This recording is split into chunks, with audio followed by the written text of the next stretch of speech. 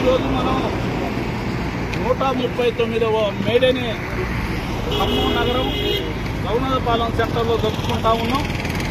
IFT కార్మిక వర్గం తరఫున ఈ మేడేని విజయవంతం చేసుకోవడం కోసం మనందరం ఇక్కడ ఉండి కోడ నాగేశ్వరరావు గారి అధ్యక్షన జెండా ఎగిరేయడం జరిగింది.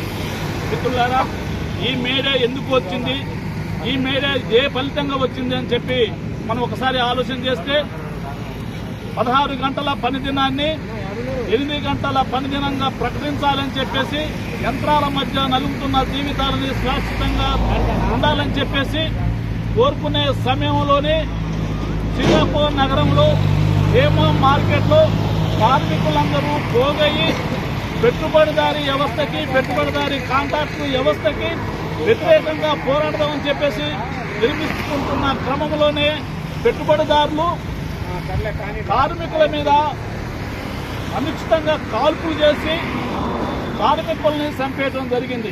వాళ్ళు కోరుకుంది ఏంటంటే 16 గంటలు 20 గంటలు పనిచేస్తే మా జీవితాలు, మా ఆరోగ్యాలు ఖరాబ్ అవుతున్నాయి, మా భార్య పిల్లలతో సుఖవంతంగా ఉండలేకపోతున్నాం, మా వారి ఆరోగ్యాన్ని కాపాడుకోలేకపోతున్నాం, మాకు 8 గంటల పనిదినం కావాలని చెప్పేసి అడగడమే తప్పుగా గుర్తించిన పెట్టుబడిదారీ వ్యవస్థ కార్మికుల మీద దాడి చేసి హేమా మార్కెట్లోని 5 కామ్రేడ్స్ ని ఉచితంగా కాల్చి చంపడం జరిగింది. ఆ రక్తం నుంచి ఎగరవేసిన జెండే ఇవాళ ఈ రోజు మనం మేడే జెండాగా ఎగరేసుకుంటా ఉన్నాం.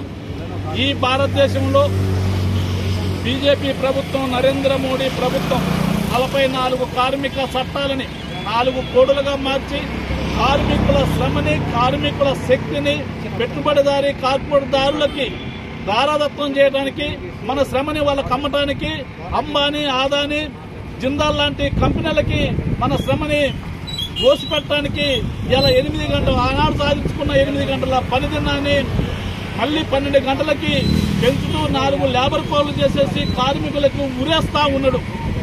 అట్టనే మతోమాదం, కులోమాదం, మతాల పేరుతోనే కులాల పేరుతోనే భారతదేశాన్ని రెచ్చగొడతా ఉన్నాడు.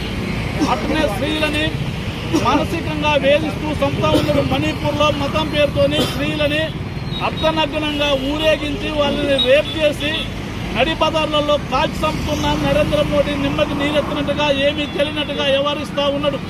అట్టనే కామ్రేడ్స్, ఈ రోజు మనం ఈ మేడేని అవుట్ సోర్సింగ్ కార్మికులు, పౌర నిర్మాణ కార్మికులు, ఆశా వర్కర్స్, విద్యామిన్స్ workers, anganwadi teachers, non teaching teachers, వీళ్ళందరికీ సమాన వేతనానికి సమాన పని కావాలి, వాళ్ళకి భద్రత కావాలి. గ్రామ పంచాయతీ, మున్సిపాలిటీ వాళ్ళకి ఉద్యోగ భద్రత లేదు, వాళ్ళకి ఉద్యోగ భద్రత కావాలని చెప్పేసి మనం ప్రభుత్వాన్ని డిమాండ్ చేస్తా ఉన్నాం. ఆ డిమాండ్ని పట్టించుకోకుండా కార్మికుల్ని శ్రమని దోసుకోవడం కోసమే రాష్ట్ర, కేంద్ర ప్రభుత్వాలు ప్రయత్నం చేస్తూ ఉన్నాయి. ఆ ప్రయత్నాన్ని తిప్పికొట్టడం కోసం కార్మికులు, భవన నిర్మాణ కార్మికులు వాళ్ళ సెస్సుల పేరుతో వచ్చిన డబ్బులు కోట్లాన రూపాయల్ని కార్మికులకు దక్కకుండా ప్రైవేటు కంపెనీ, ఎల్ఐసి లాంటి ప్రైవేటు కంపెనీలకి అప్పచెప్పి వాళ్ళ కింద బాన్సలుగా చేయాలని చెప్పేసి ఆ డబ్బుల్ని వాళ్ళు సోదా చేసుకుని వాళ్ళ కాంట్రాక్టులు, వాళ్ళ విధానాలు, వాళ్ళ పనులు, వాళ్ళు మన కార్మికుల శ్రమని వాళ్ళు ఖర్చు పెట్టుకోవాలని చెప్పేసి ఆలోచనతో గవర్నమెంట్ దుర్మార్గమైన ఆలోచన చేస్తా ఉంది. ఇందాక నాగేశ్వరరావు గారు చెప్పినట్టు మనం అనేక సార్లు జిల్లా కలెక్టర్ కలిసాము, భవన నిర్మాణ కార్మిక సంక్షేమ బోర్డు అధికారులు కలిసాము, మనం ఇక్కడ లేబర్ ఆఫీసులు కలిసాము, మెమోరండం ఇచ్చాము. అది తాత్కాలికంగా ఆఫ్ చేశారు, అది ఆఫ్ చేయరు, అది మళ్ళీ ప్రైవేట్ కంపెనీలకు అప్పచెప్పడానికి గవర్నమెంట్ సిద్ధంగా ఉంది. కాబట్టి కార్మికులు అందరూ, భవన నిర్మాణ కార్మికులు, అసంఘటిత రంగ కార్మికులందరూ ఏకమై పోరాడాలి. అసంఘటిత కార్మికులకి వాళ్ళకి 55 సంవత్సరాలు దాటిన తర్వాత 6,000 రూపాయలు పింఛన్ ఇవ్వాలని చెప్పేసి మనం గవర్నమెంట్ ని డిమాండ్ చేస్తా ఉన్నాం. మన బతుకులు రోడ్డు మీద ఉన్నాయి, మనకి ఏదేమైనా ఎవరు పట్టించుకునేటట్టు లేరు. మనకు ఆరోగ్యరీత్యా కానీ, ఆర్థిక రీత్యా కానీ ఎవరు పట్టించుకోరు.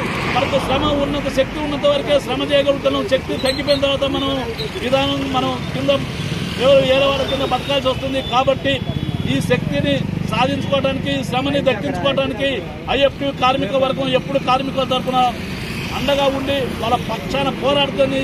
ఈ సందర్భంగా తెలియజేస్తూ ముగిస్తున్న కాంప్లీట్.